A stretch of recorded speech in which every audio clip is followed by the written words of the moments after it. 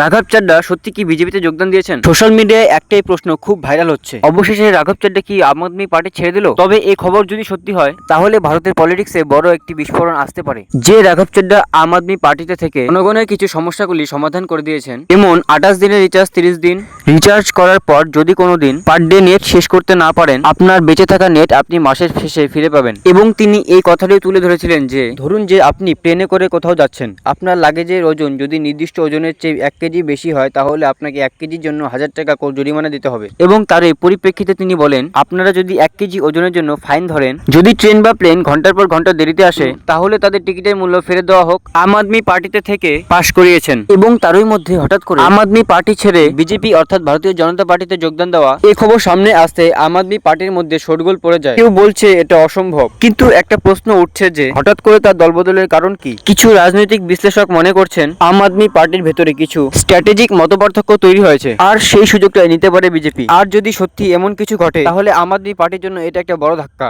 তবে এর ফলে বিজেপি পাবে তরুণ, স্মার্ট এবং জনপ্রিয় একটি মুখ। এর কারণে দিল্লি ও পাঞ্জাবের রাজনীতি পুরো বদলে যাবে।